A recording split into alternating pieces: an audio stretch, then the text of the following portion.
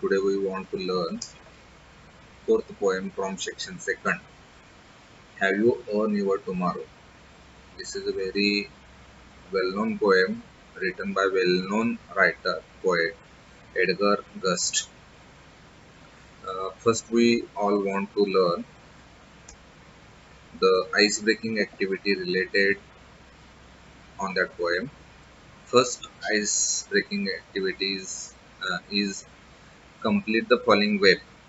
Let's look in your textbook page number 111, and in that page you will saw there is one web. Complete the following web. What is the web? Different ways to help others. How we help others by different ways of helping others, by donating, then being volunteer, just a kind of in Ganesh festival or very various kind of festival we give volunteer service, just like police train or traffic havaldar police train. These are the being volunteer. Volunteer म्हणजे स्वयंसेवक. By giving suggestions, we give suggestion to our friends, our elders, our youngers, and help to come out from that situation. Another way we help others by warning. If we give some warning in advance before doing danger, this is also one kind of help for preventing the danger. By helping, by giving advice, we give advice also help different people from their danger in advance. This is the some ways we can uh, help the people from various ways. And there is another question on the same page. Discuss with your partner about the different idioms, proverbs related to words tomorrow. Tomorrow ह्या शब्दापासून काही वाक्यप्रचार तयार झालेले असतील तर ते सांगा असं म्हटलेलं. One is done for you. One is here given in your textbook. Never put off until tomorrow what you can do today. त्याचा अर्थ असा आहे, never put off until tomorrow what you can do today. आज जे तुम्ही करत आहात ते उद्यापर्यंत सोडून देऊ नका. म्हणजे आपण भविष्य काळाचा विचार ह्याच्यामध्ये दर्शवणारा टुमॉरो शब्द असणारे वाक्यप्रचार वापरायचे. Tomorrow is another day. This is one kind of proverb idioms. Then another proverb is like there were no tomorrow. उद्यासारखा दुसरा दिवसच असणार नाहीये. Here's today and gone tomorrow. आजचा दिवस जाईल आणि उद्या परत येईल असं म्हणायचं. टुडे म्हणजे जे डिफिकल्टीज आहेत, अडचणी आहेत ते निघून जातील. Today here, tomorrow the world. आज जरी आपला दिवस नसेल तर उद्याचा दिवस हा जगाचा आहे, आपला आहे. Today here, tomorrow the world. I will see you tomorrow. असं सुद्धा वाक्यप्रचार आपण आपल्या जीवनामध्ये, आपल्या बोलण्यामध्ये, कम्युनिकेशनमध्ये वापरतो. I will see you tomorrow, मी तुला उद्या भेटेन. Spend money like there is no tomorrow. This is one kind of idiom. पैसे जसं आपण खर्च करतो जसं जणू की उद्या उजाडणारच नाही अशा पद्धतीने. ही एक प्रोवर्ब आहे, ते तुमच्या स्क्रीनवर वगैरे मी तुम्हाला पाठवणार आहे, ते तुम्ही बघू शकता. त्यानंतर दुसरी ऍक्टिव्हिटी आपण त्यातली बघणार आहे आईस ब्रेकर ऍक्टिव्हिटी मध्ये. Wien you make your future plan you think of. जेव्हा तुम्ही तुमचा फ्युचर प्लॅन करताय त्यावेळेला कशाचा विचार करताय? Career. First we think about our career when we make our future plan. Then monthly annual income. we first financial condition of our income, monthly income or annual income. Then daily needs, what are required to give sufficient lifestyle for daily needs. Then challenges and solutions. We first think when we make plan, what are the challenges if I think this is the my aim or my plan, then about that challenges we want to overcome through solutions. Then we think about our family goals, what our family wanted, expected from us, wanted what to do for our society, our family, our nation. Then passion and interest. Passion and interest is also one kind of thing which give you to plan your future. Suppose you want to be a good dancer, then you need to have something to do. Uh, you should think about your passion and your interest. If you don't have interest in dance and you wanted to make career in dancing, it is impossible dream. Then these are some points we think when we plan our future. Then there is another ice breaking activity question on your page number 111. Plan your tomorrow by completing the table given below. One is done for you. आता आपण उद्याचा plan करायचा आहे तर त्याचं एक त्यांनी दिलेलं आहे. एक एक्झामिनेशन असेल, कॉलेज फंक्शन असेल आणि फंक्शन ॲट युअर होम. एक्झामिनेशनची तयारी आपण कशी करतोय, प्लॅन कसं करतोय, त्याची प्रिपरेशन करतोय म्हणजे तयारी करतोय आपण, प्रिपरेशन. कॉलेजमध्ये फंक्शन असेल तर आपण काय करतोय, preparing the list of duties.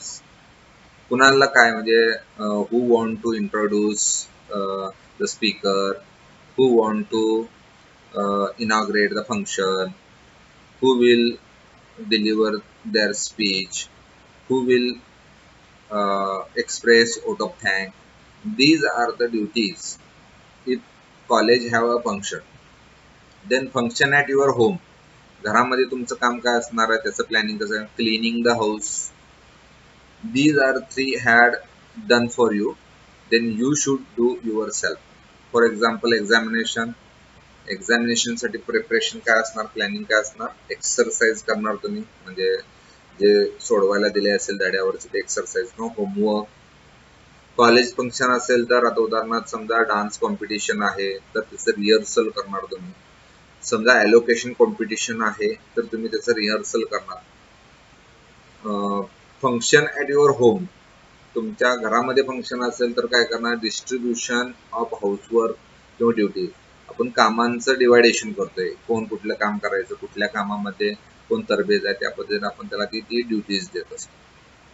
समजा आणखीन एक सांगायचं झालं तर एक्झामिनेशनचं आपण जे अभ्यास केलेला आहे त्या एक्झाम दिवशी आपण काय करतो, 11th आवरला रिव्हिजन घेतोय, त्याची पुनरावृत्ती करतोय अभ्यासांची आणि त्याचा रिव्हिजन करतोय आपण. आता कॉलेज फंक्शन असेल तर making arrangement of the needful things, जे काय गरज आहे त्यांचा अरेंजमेंट करतोय. Suppose your college has organized a elocution competition of state level, then what your duties, making arrangement of the mic, stage, decoration, then all needful things you make arrangement of that function.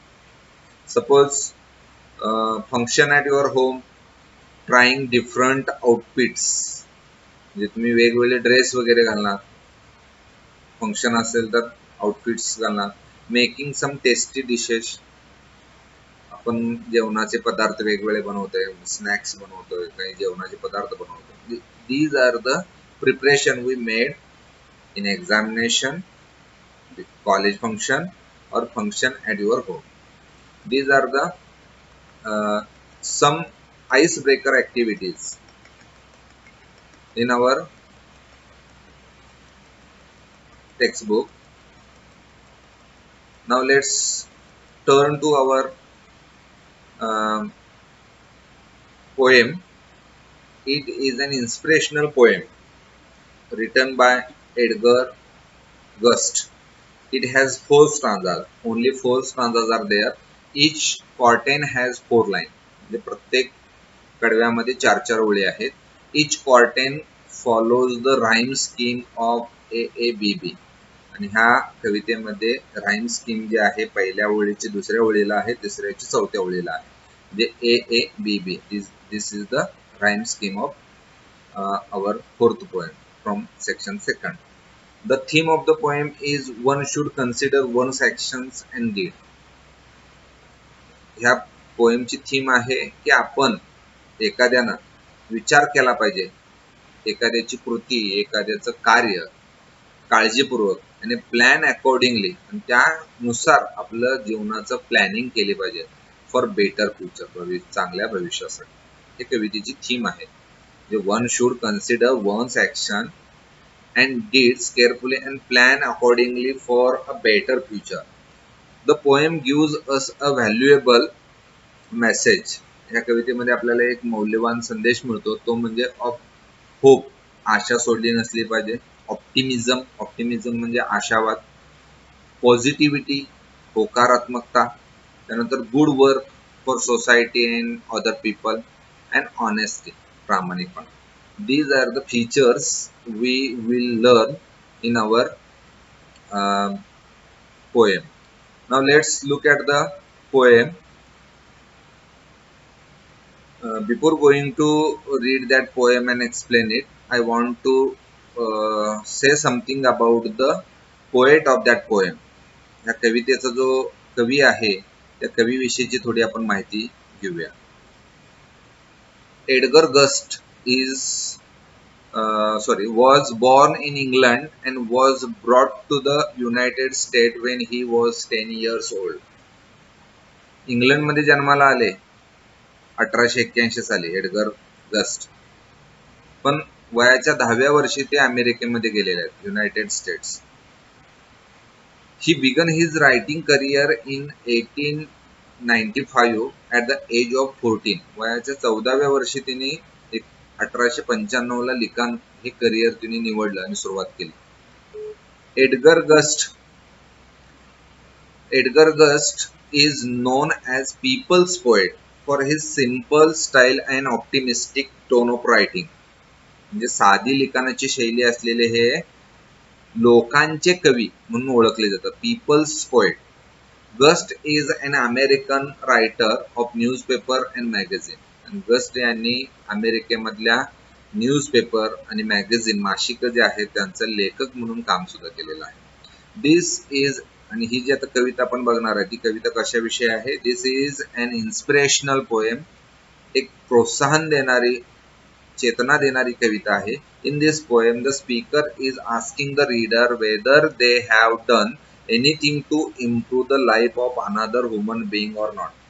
कवी वाचकांना प्रश्न विचारतो, तुम्ही तुमच्या जीवनामध्ये दुसऱ्यासाठी आनंद मिळवून देणारं काहीतरी केलेलं आहात का, किंवा त्यांच्या जीवनामध्ये प्रगती व्हावी अशी काय कृती केलेली आहे का, काय नाही, असं तो विचारतो. It is up to you whether you will have a better future or not. तुम्ही जर केला असाल तर तुमचं सुद्धा भविष्य चांगलं आहे. म्हणजे जो दुसऱ्यांसाठी करतो तो अमर होतो आणि स्वतःसाठी करतो तो म्हणजे मृत्युमुखी पडतो. Therefore one should consider one's action and deeds carefully and plan accordingly for a better future. Better future साठी तो प्लॅन करायला पाहिजे असं तो म्हणतो. ही झाली आपण लेखकाची थोडक्यात परिचय. आता आपण काय करूया, लाईन बाय लाईन आपण कवितेचं रीडिंग आणि त्याचं एक्सप्लेनेशन बघूया. एकूण 4च कडव्यांची ही कविता आहे. Only 4 stanzas are in our poem. First stanza have 4 lines. Each stanza have 4 lines. In first stanza, first I want to read it. Is anybody happier because you passed his way? Does anyone remember that you spoke to him today? This day is almost over and its toiling time is thou. Is there anyone to utter now a kindly word of you. First, I want to explain line by line and translate it in good Marathi. The writer is asking question to reader. The first question is that is anybody happier because you passed his way?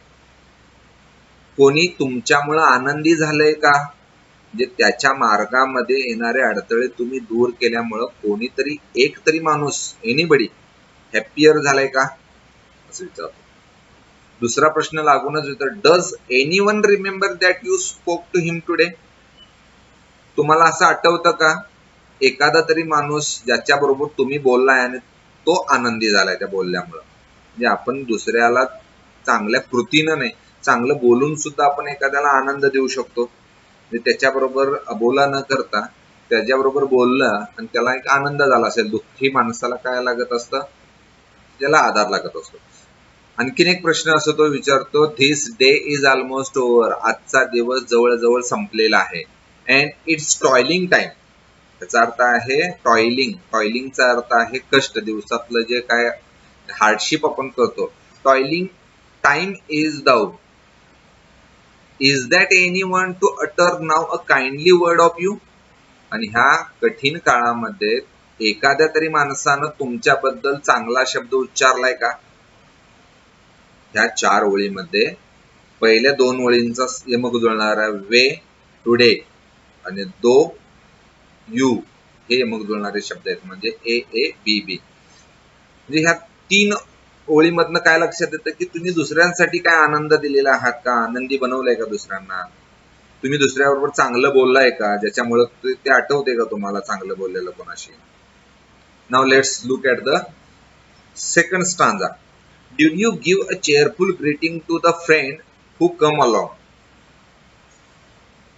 This line is also interrogative question, yes no type question.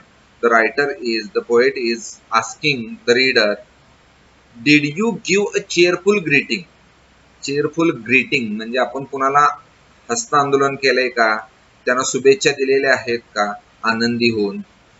To the friend who come along म्हणजे तुमच्या सोबत जे मित्र आहेत त्यांना तुम्ही greeting केलंय काय? जसं आपण सकाळी उठल्यानंतर गुड मॉर्निंग, गुड आफ्टरनून वगैरे असं दुपारी वगैरे म्हणतो, संध्याकाळी गुड इव्हिनिंग म्हणतो, रात्री झोपताना गुड नाईट म्हणतो. दिस इज द फॉर्मल ग्रीटिंग. किंवा आपण एखाद्याला हॅपी बर्थडे टू यू म्हणतो किंवा समजा कॉंग्रॅच्युलेशन म्हणतो. These are the greeting. मग असं तुम्ही कधी म्हटल्याला तुम्हाला आठवते का असं तो विचारतो. ऑर किंवा अ चर्लिश सॉर्ट ऑफ हाऊडी. चर्लिश म्हणजे काय? Rude. Churlish, the meaning of the word, it is a new word, it is archaic word. Churlish means rude. रूडपणे, उद्धटपणे तुम्ही हाऊडी and then vanish in the throng. हाऊडी म्हणजे हाऊ डू यू डू. आपण कसे काय आहात, बरे आहात का असं आपण म्हणतोय ना, त्याला हाऊडी म्हणतात. मध्ये एक कार्यक्रम झाला बघा अमेरिकेमध्ये, हाऊडी मोदी. तसंच हाऊडी ह्याचा अर्थ इनफॉर्मल फ्रेंडली ग्रीटिंग असं होतो. And then vanished in the throng. Throng म्हणजे काय? गर्दी, क्राऊड. व्हॅनिश होणे म्हणजे निघून जाणे. आपण गर्दीमध्ये निघून जातो. म्हणजे रूढपणे एखाद्याला कसं काय आहात, बरं आहे का असं विचारतो आणि निघून जातो, गर्दीत विसरून जातो. Were you selfish, pure and simple as you rushed along the way. आणि सहज तुम्ही स्वार्थी होऊन काय केलेलं आहात? Simple as you rushed along the way. रश्डचा अर्थ आहे येणे, तिथं पोचणे, घाई गडबडीत तिथं त्या मार्गावर जाणे. Or is someone mighty grateful for a deed you did today? म्हणजे आज काहीतरी तुम्ही चांगलं केलेलं आहात आणि कोणीतरी त्या चांगल्या केल्यामुळे तुमचं कृतज्ञता आहे. ग्रेटफुलचा अर्थ आहे कृतज्ञ. म्हणजे आपण एखाद्यानं चांगलं काम केलं की आपण थँक्यू म्हणतोय. तसं कोण तुम्हाला थँक्यू म्हटलंय का? Or is someone mighty grateful for a deed you did today? डीडचं स्पेलिंग बघा, DEED डीड आणि DID डीड. या दोन्हीत फरक आहे. डीड म्हणजे चांगलं काम तुमचं आणि डीड म्हणजे केला. You did today. आज चांगलं कोणतं काम केलं त्याच्यामुळे लोक तुमचं कौतुक करत आहेत, तुम्हाला कृतज्ञता मानत आहेत. असं या 2 स्टांजा आता पूर्ण झालेले आहेत. दुसऱ्या स्टांजामध्ये सुद्धा यमक जुळणारे शब्द आहेत बघा. along, throng. This is the first line and second line is AA and the third line is way, today. This is the BB. Now let's look at the third stanza. Third stanza is also 4-line stanza. It is called quatrain, and rhyme scheme of that stanza is also same, AABB. Can you say tonight in parting with the day that's sleeping fast? Sleep म्हणजे निघून जाणे, निसटणे, आपल्या हातातनं आजचा दिवस निघून चाललाय.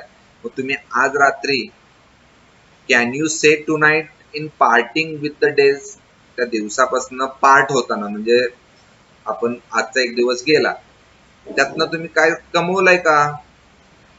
That you helped a single brother of the many that you passed, म्हणजे तुम्हाला जे भेटलेले तुमचे बांधव आहेत, तुमचे जे काही ह्युमन बिईंग्स आहेत, त्यांना कुणाला एकाला तरी तुम्ही मदत केलेली आहे का? Helped a single brother of the many that you passed. Is a single heart rejoicing over what you did or said, म्हणजे तुम्ही काय केला आणि किंवा काय बोलला, काय म्हणाला, त्यातनं एक तरी हृदय आनंदानं भरून गेलंय का? असं आणखीन एक कवीनं प्रश्न विचारलाय. आणखीन एक शेवटला प्रश्न तो विचारतो, does a man whose hopes were fading now with courage took ahead, म्हणजे एखाद्या माणसाचं आशाच बारगळलेल्या आहे, त्याच्या जीवनामध्ये संकट आल्यामुळं आशा नाहीशी झालेली आहे आणि तुमच्या काही करेजमुळं, धाडसामुळं, धैर्यामुळं त्याला थोडा उभारा मिळालेला आहे आणि तो पुढे गेलेला आहे. असं काय घडलंय का आजच्या दिवसात? These questions are also asked by the poet from the third stanza to the readers. जे आपण दुसऱ्याला काय मदत केली काय म्हणतोय तो आपल्या कृतीनं, आपल्या बोलण्यानं. शेवटच्या स्टांजामध्ये आता पहिल्या 2-3 स्टांजामध्ये काय आहे, प्रश्न विचारलेला आहे. चौथ्यामध्ये तो शेवट प्रश्न विचारतो आणि शेवटची जी लाईन आहे ती खूप मार्मिक आणि आपल्या कवितेची टायटल सूचित करणार आहे. Did you waste the day or lose it? काय म्हणलेलं आहे, did you waste the day or lose it, म्हणजे तुम्ही आजचा दिवस वेस्ट केला काय गमावला? वॉज इट वेल और सोअरली स्पेंड, काय तो चांगला होता काय फक्त नुसतं तो एक दिवस व्यतीत केला? स्पेंड, सोअरली म्हणजे सहज असं घालवला, hardly. Did you leave a trail of kindness, trail म्हणजे रस्ता, एक वाट, चाकोरी. काइंडनेस म्हणजे प्रेमळपणा, दयाळूपणा, दयाबुद्धी, प्रेम, माया. ह्याचा जो मार्ग आहे तो तुम्ही सोडला का आज? म्हणजे कुणावर दया केली नाही म्हणजे तो मार्ग तुम्ही सोडला का? असा अनेक प्रश्न विचारतो. Or a scar of discontent, किंवा एखाद्या माणसाला काहीतरी उद्धट तुम्ही बोलून त्याच्या मनामध्ये एक चीड निर्माण केलाय का काय? स्केअर, SCAR, स्केअर मीन्स डाग. जसं आपल्याला एखादा जखम झाल्यानंतर तो वर्ण पडतो, तर वर्ण तुम्ही कोणाला दिलाय काय बोलून, असं म्हणतो. ॲज यू क्लोज, आता शेवटचे 2 ओळी महत्वाचे आहेत बघा. As you close your eyes in slumber do you think that God would say, जेव्हा तुम्ही तुमच्या शयन कक्षामध्ये, स्लंबर लँड मध्ये झोपायला जाताय आणि डोळं बंद करताय, म्हणजे रात्रीची निद्रा आपण घेतोय, त्यावेळेला देव काय म्हणतो ते तुम्ही ऐकलंय का? तुम्हाला ते ऐकायला येतं का? You have earn one mower tomorrow by the work you did today, म्हणजे त्या देवानं काय विचारला प्रश्न, तुम्ही ज्या वेळेला डोळं झाकता त्यावेळेला, तुम्ही आणखीन एक दिवस कमवलेला आहे जे आज तुम्ही काम केलेलं आहे त्यामुळं, म्हणजे you have earned one mower tomorrow, आणखीन एक उद्या तुम्ही काय केलेला आहात, कमवलेला आहात. कशामुळं? By the work you did today, जे आज तुम्ही चांगलं काम केलेलं आहात त्या कामामुळं तुम्ही आणखीन एक दिवस तुम्हाला मिळालेला आहे. नाहीतर काय होईल, आज जर तुम्ही दुसऱ्यांसाठी काय केलं नसाल तर एक दिवस तुमचा आजचा वाया जाणार आहे. You will spend, you had spend your one day from your life which is not come return. So do good work, say good to other people, talk to other people who are very poor, who are very needy, and give what kind of help to these people by giving advice, by giving donation, by giving help, by giving warnings. What you do or what you say to do for others and earn one more tomorrow by the work you did today. Okay, this is a very inspirational poem written by Edgar Gust. I hope you have all understood the poem which is depicted in our syllabus. Now we are going to learn the brainstorming activities over all um all on our poems. First activity in our brainstorming activity on page number 113 113 पानावर पहिली brainstorming activity दिलेली आहे पहा. Discuss with your friends how see he spend the whole day that was beneficial for other. काय म्हणलेलं आहे, discuss करा तुमच्या मित्राबरोबर किंवा मैत्रिणीबरोबर तो किंवा तिनं तिचा पूर्ण दिवस दुसऱ्याच्या भल्यासाठी बेनिफिशियल फॉर अदर्स कसं घालवलं पाहिजे. तर I will give some answer. As a volunteer, I spend my whole day with police to help in traffic control. एक उत्तर सांगता येईल आपल्याला. म्हणजे व्हॉलिंटियर म्हणून मी माझा दिवस काय केला, ट्रॅफिक पोलिसांच्या बरोबर व्यतीत केला आणि त्यांना ट्रॅफिक कंट्रोल करण्यासाठी मदत केली.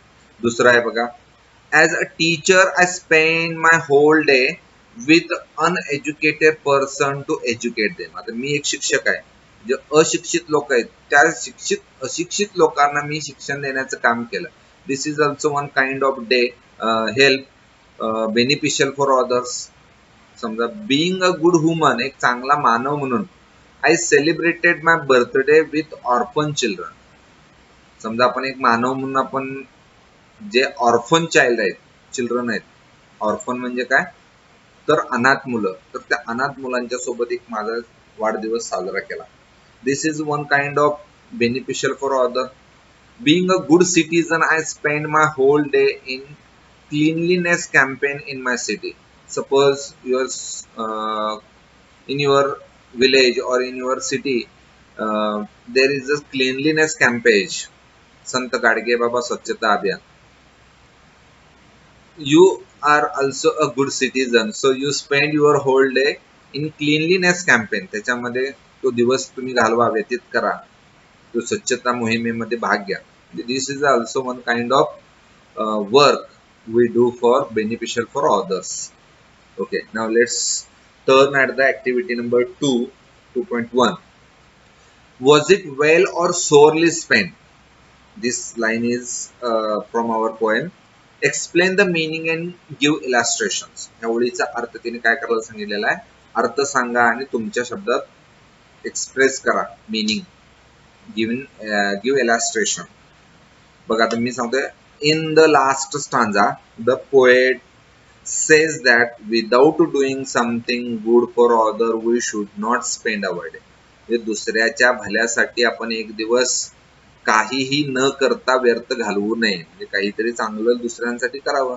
We do not help other, it means we lose as well as waste one day of our life. आपल्या जीवनातनं एक दिवस आपण घालवला असं समजायला लागेल जर आपण काही दुसऱ्यासाठी केलो नाही, मदत केलो नाही दुसऱ्यांना. In short, without wasting our day, थोडक्यात सांगायचं झालं तर आपला वेळ न घालवता we have to help others, दुसऱ्यांना मदत केली पाहिजे. And should not leave the trial of kindness, जो दयाळूपणाचा, दुसऱ्यावर दयाबुद्धी दाखवण्याचा जो मार्ग आहे तो आपण सोडला नसला पाहिजे, असं त्या ओळीचा अर्थ आहे. लाईक सोशल वर्कर, जसं एखादा समाज सुधारक वगैरे. We should use every day of our life for the betterment of the needy. म्हणजे आपण नीडींसाठी, त्यांच्या भल्यासाठी आपण एक दिवस व्यतीत केला पाहिजे. This is second activity from activity 2, and 2.2 is there is another activity. Now I want to read it here. As you close your eyes in slumber, do you think that God would say, म्हणजे तुम्ही ज्या वेळेला रात्री झोपताय, म्हणजे तुम्ही अंतर्मनातनं आवाज आला पाहिजे की देवाचा आवाज म्हणजे अंतर्मन आपलं, तो सांगतोय की आज तुम्ही चांगला दिवस दुसऱ्यांसाठी व्यतीत केलाय, म्हणजे उद्याचा दिवस तुमच्यासाठी कमवलेला आहात, असा आवाज येतो. You have earn one more tomorrow by the work you did today. Elaborate the idea expressed in this line. ह्या ओळीमध्ये कोणती कल्पना सांगितली ती सांगा असं म्हटलेलं आहे. I will discuss here related that question. I want to give the answer of it.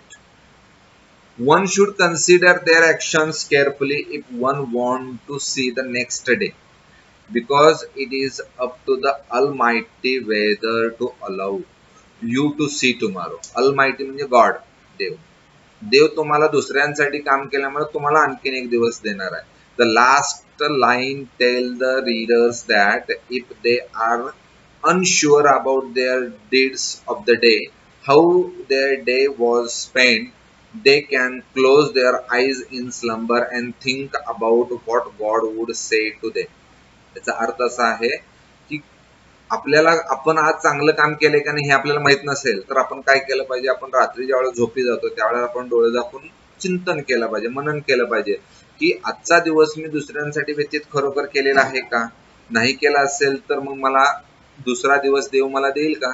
If the readers feel that they have done well, tomorrow is assured. त्या रीडरना किंवा वाचकांना असं वाटलं की होय आपण काहीतरी दुसऱ्यांसाठी आज चांगलं केलंय तर दुसरा दिवस सुद्धा आपल्यासाठी असणार आहे. Otherwise, God may look at the actions and inactions carefully and you may not earn tomorrow. म्हणजे आपल्या हिंदू धर्मामध्ये असं सांगितलं जातं बघा की आजचा दिवस म्हणजेच काय दुसऱ्यासाठी व्यतीत करायचा आहे, म्हणजे आपण जगायचं कोणासाठी, दुसऱ्यासाठी, बरोबर ना, असं ह्यामध्ये सांगण्यात आलेलं आहे. Third activity from activity 2, 2.3. The poet suggests that one should do good to others. दुसऱ्यांसाठी चांगलं आपण केलं पाहिजे.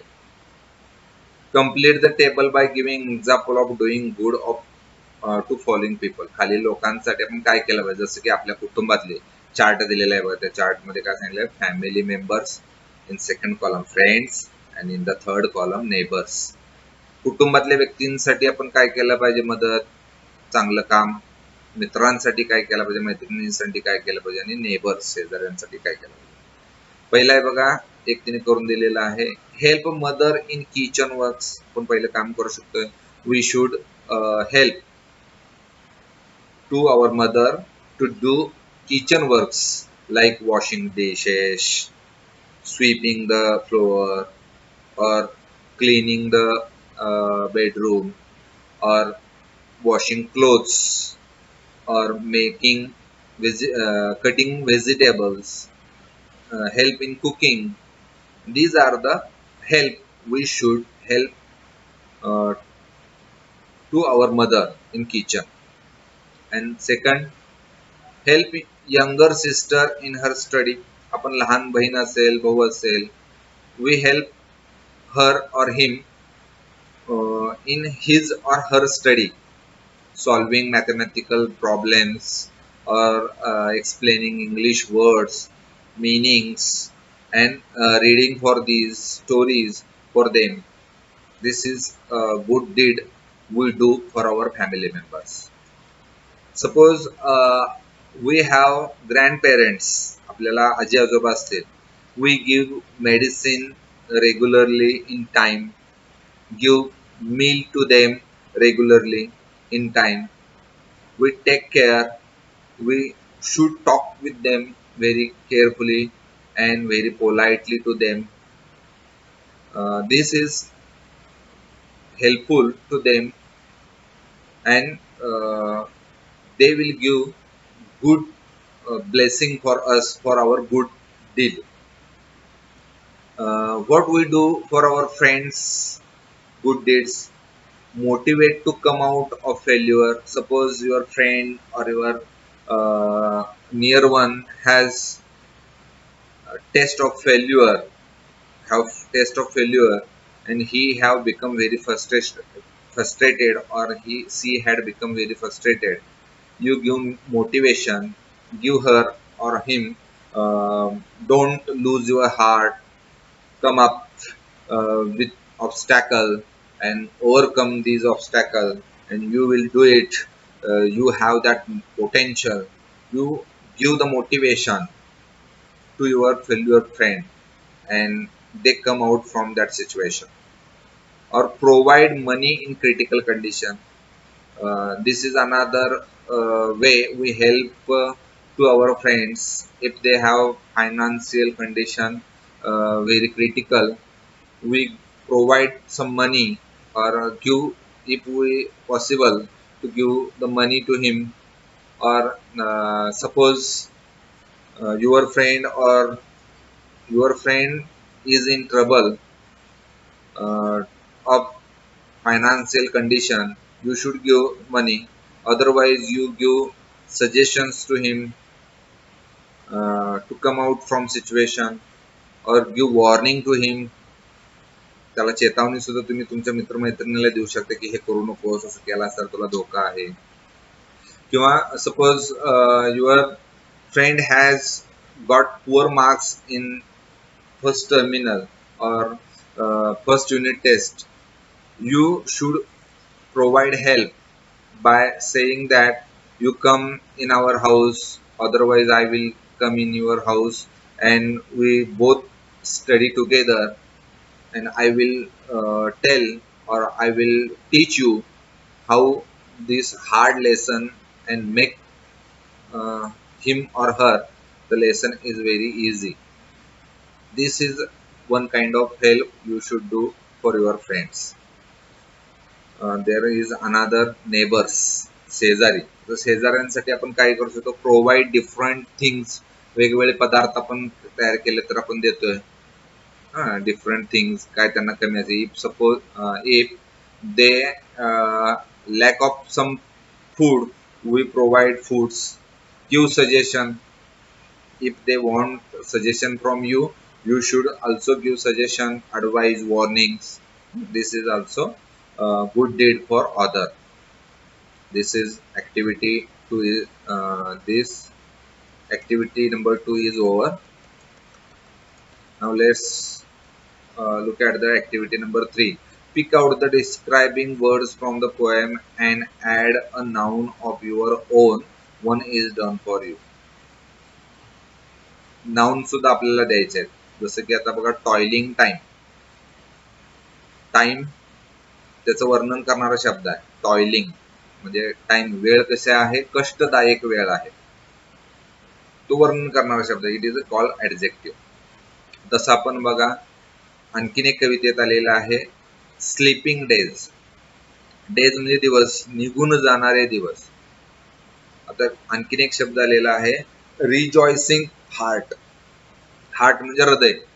रिजॉयसिंग म्हणजे आनंद उत्पन्न करणारा हृदय. फॅडिंग करेज म्हणजे आयएनजी लावलेले शब्द आहेत बघा, फॅडिंग करेज. पार्टिंग डेज म्हणजे दिवसापासून वेगळं होणे, म्हणजे रात्र होणे, अंधार होणे. काय सांगता येईल आपल्याला त्याच्यासाठी, आणखीन एक नाउन द्या म्हणतात ह्या शब्दाविषयी. एकूण 4 शब्द आले आहेत, आयएनजी लावलेले आहे. Sleeping days, toiling time, rejoicing heart, fading courage, parting days. मग आपण इकडे जे शब्द आहेत म्हणजे डे, टाइम, हार्ट, करेज, हे बदलून दुसरा शब्द आपण घालवू शकतो. म्हणजे ऍडजेक्टिव्ह तोच ठेवायचा. जसं की toiling time, sleeping chance. Chance शब्द सुद्धा आपण सांगू शकतो. चान्स म्हणजे संधी, स्लीप म्हणजे निसटणारी संधी. रिजॉयसिंग मोमेंट, आनंदी क्षण, जसं आपण आनंदी हृदय म्हटलं, आनंदी क्षण म्हणू शकतो. फॅडिंग नॉईज, जसं फॅडिंग करेज म्हणतोय, दुःखी होणार, तसं नॉईज. नॉईज म्हणजे दंगा, गोंगाट. त्यानंतर पार्टिंग डे, तसं पार्टिंग वर्ड्स, एखादा शब्द आपल्याला विभक्त करू शकतो. म्हणजे आपण नाउन सुद्धा इथं बदललेले आहेत. म्हणजे पार्टिंग डेच आपण काय केलं, पार्टिंग वर्ड्स म्हटलं. फॅडिंग करेजचं काय केलेलं आहे, फॅडिंग नॉईज म्हटलेलं आहे. म्हणजे ही सुद्धा ऍक्टिव्हिटी या ठिकाणी कंप्लीट झालेली आहे. Now let's look at the activity number 3.2. 3.2 त्याच्यामध्ये दिलेला आहे, match the words given in column A with their meaning in column B. म्हणजे कॉलम ए आणि कॉलम बी मध्ये शब्द दिलेले आहेत आणि बी मध्ये त्याचं मीनिंग दिलेलं आहे, त्यांच्या जोड्या जुळवायच्या आहेत. जसं की चिअरफुल म्हणजे हॅपी, त्यातला सी पर्याय आहे बघा. सेल्फिश, सेल्फिश म्हणजे स्वार्थी, त्याला पर्याय दिलेला आहे D. Concern with one's own pleasure, त्याला काय म्हणतात सेल्फिश, फक्त स्वतःचा स्वार्थ पाहणे. सोअरली, सोअरलीला ए येते बघा.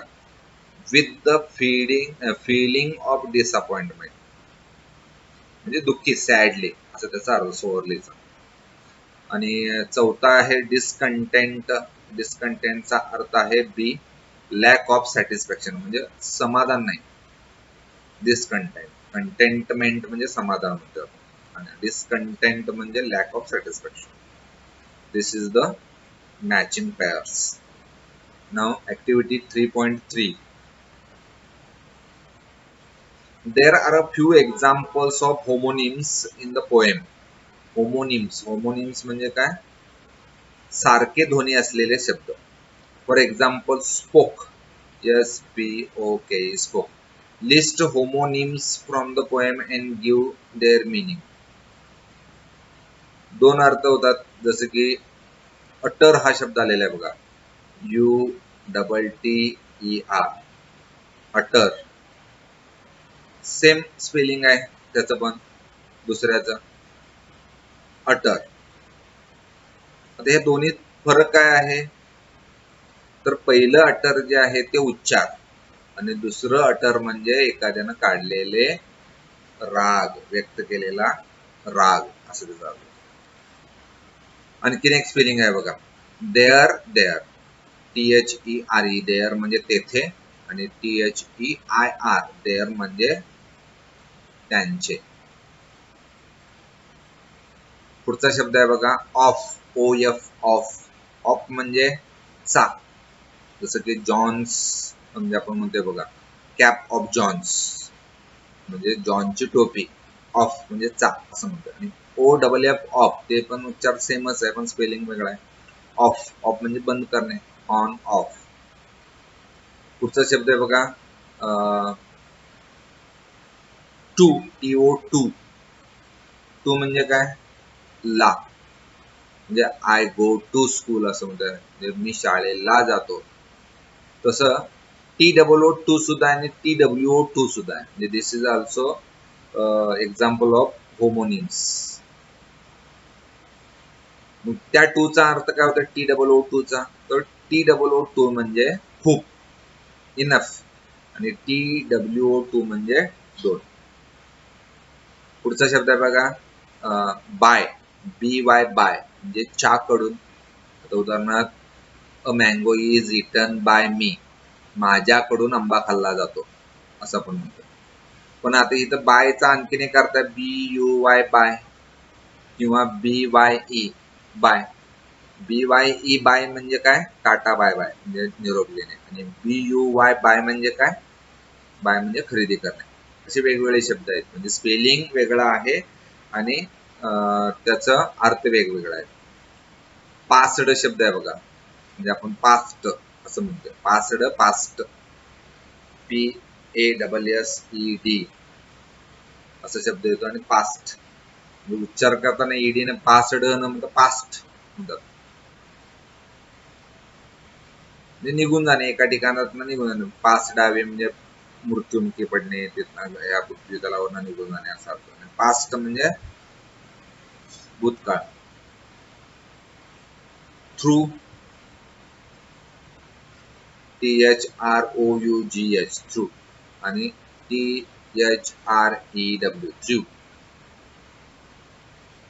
पुढचा शब्द आहे लूज, लूज, LOSE, लूज, आणि LOOSE, लूज. त्याचा अर्थ काय, लूज म्हणजे LOS, लूज म्हणजे हरणे, पराजित होणे, आणि LOOSE, लूज म्हणजे सैल किंवा ढिल्ला. म्हणजे आपण एखादा ड्रेस घातला आणि तो थोडा लूज आहे असं आपण म्हणतो. त्या लूजची स्पेलिंग आहे LOOSE, लूज. ठीक आहे, आपण ऍक्टिव्हिटी 3.4 बघूया आता. Find out expressions phrases which denote going away from each stanza one is given below.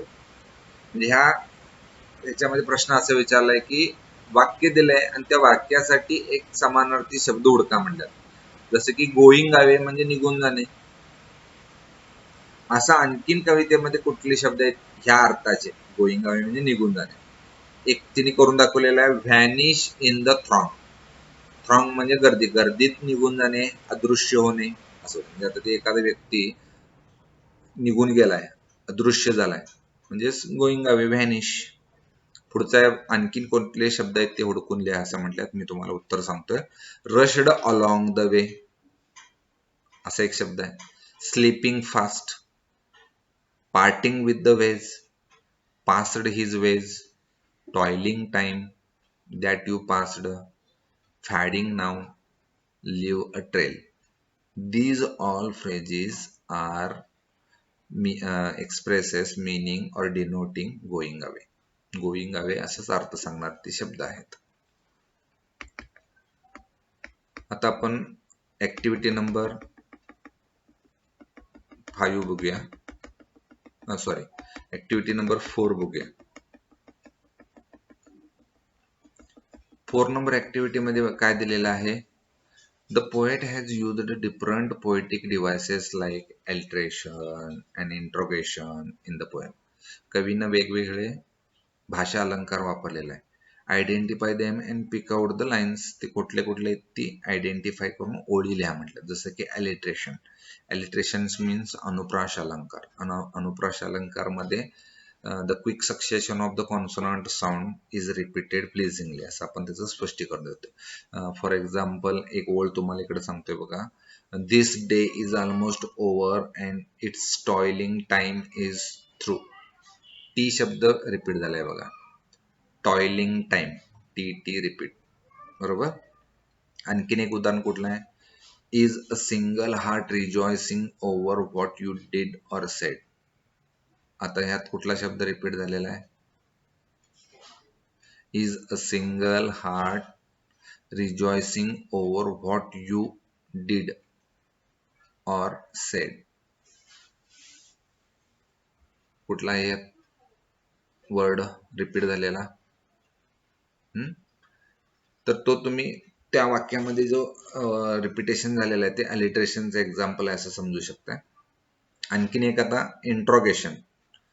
त्यातच इंट्रोगेशन सुद्धा दडलेलं आहे. इंट्रोगेशन म्हणजे प्रश्नार्थ. प्रश्न विचारला, is a single heart rejoicing over what you did or sed. प्रश्नचिन्ह आलेलं आहे म्हणून इंट्रोगेशन आहे. येस नो टाईप क्वेश्चन आपण म्हणू शकतो तसं. Is anybody happier because you passed his way. This is also one kind of interrogation. Does anyone remember that you spoke to him today? ह्यामध्ये सुद्धा इंट्रोगेशन आहे, प्रश्नार्थक वाक्य. आता आपण ऍक्टिव्हिटी 4.2 बघूया. The rhyme scheme of the first stanza is AABB. Find the rhyme scheme of other stanza. दुसऱ्या स्टांजांचं पण rhyme scheme सांगा म्हटलं आणि सगळ्या स्टांजाचं एकच राईम स्कीम आहे AABB. ठीक आहे. ऍक्टिव्हिटी नंबर 5 काय सांगितलेलं आहे? Compose 4 to 6 lines on your own on good deed. चांगलं कृत्य ह्याच्यावर काय करा, एक 4 ओळीची कविता लिहा म्हणून सांगितलेलं आहे. आता मी इथे एक कविता तयार केलेली आहे बघा. A beggar child in dire need. Beggar child म्हणजे भिकारी असणाऱ्या मुलाला गरज आहे. Without clothes and food to feed. त्यांना फक्त कपडे आणि अन्न देऊन चालणार नाही. I send him school to write and read. मी त्यांना शाळेला पाठवलं काय करायला? लिहायला वाचायला शिकायला. And bought smile with my deed. आणि ह्या कामामुळे माझ्या चेहऱ्यावर एक हसू उमटलं. अशा अर्थाची एक कविता आपण बनवू शकतो. म्हणजे नीड, फीड, रीड, डीड अशी यमक जुळणारी एक त्याच्यामध्ये काय केलेलं आहे, 4 ओळी तयार केलेल्या आहेत. हे आपल्या इथं ऍक्टिव्हिटी पूर्ण झालेलं आहे. फक्त आपल्याला आणखीन थोडं काय सांगायचं असेल तर मी तुम्हाला ह्या ठिकाणी सांगेन ते म्हणजे फिगर ऑफ स्पीच आणखीन कोणते कोणते ह्याच्यामध्ये वापरलेले आहेत त्यांची आपण थोडक्यात चर्चा करूया. जसं की इंट्रोगेशनच आहेत जास्तीत जास्त, सगळे इंट्रोगेशन म्हणजे प्रश्न विचारलेले आहेत, येस नो टाईप क्वेश्चन. त्यानंतर दुसरं एक आहे बघा, रिपिटेशन झालेला लेटर टीचा, this day is almost over and its toiling time, हे मगाशी आपण सांगितलं. त्यानंतर आणखीन एक अलिट्रेशनचं उदाहरण सांगितलं होतं मी, did you give a cheerful greeting to the friend who came along. Interrogation पण आहे, अलिट्रेशन जी साऊंड रिपीट झालंय, गिव्ह ग्रीटिंग शब्द रिपीट झालेला आहे बघा.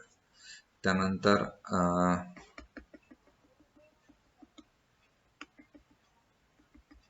आणखीन एक आहे, were you selfish pure and simple as you rushed along the way. त्याच्यामध्ये अलिट्रेशन आहे, यस आणि डब्ल्यू हे दोन शब्द रिपीट झाले, सेल्फिश आणि सिम्पल, आणि डब्ल्यू मध्ये कुठला आहे, वेअर आणि वे, हे दोन शब्द रिपीट झालेले आहेत. त्यानंतर ऑक्झुमोरन सुद्धा आहे याच्यामध्ये. ऑक्झुमोरन म्हणजे OXYMORON. ऑक्झुमोरन म्हणजे काय, तर selfish pure, opposite words are placed together, दोन्ही अपोजिट आहेत. सेल्फिश म्हणजे स्वार्थी आणि प्युअर म्हणजे शुद्ध अंतकरणाचा, म्हणजे जो दुसऱ्यासाठी काहीतरी करतो, हे दोन्ही अपोजिट वर्ड आहेत, एका ठिकाणी आलेले आहेत. पॅराडॉक्स सुद्धा म्हणू शकतोय, सिम्स मिनिंगलेस, दोन्ही एका ठिकाणी ठेवणं, सेल्फिश प्युअर असणं मिनिंगलेस आहे, म्हणून त्याला पॅराडॉक्स म्हणू शकतो. अलिट्रेशनचा आणखीन एक एक्झाम्पल आहे बघा, or is someone mighty grateful for a deed you did today. त्याच्यामध्ये कुठला शब्द रिपीट झालेला आहे, डी शब्द रिपीट झाला, deed you did, deed did हे दोन शब्द मध्ये डी डी आलेला आहे. ओके. त्यानंतर is a single heart rejoicing over what you did or said, ह्याच्यामध्ये सुद्धा अलिट्रेशन आहे, यस रिपीट झाले बघा, यस, सिंगल आणि सेड, बरोबर. आणि आणखीन एक लास्ट आहे ते म्हणजे ते इंट्रोगेशनच आहे, does a man whose hopes were fading now with courage look ahead. प्रश्नचिन्ह आहे म्हटले की ते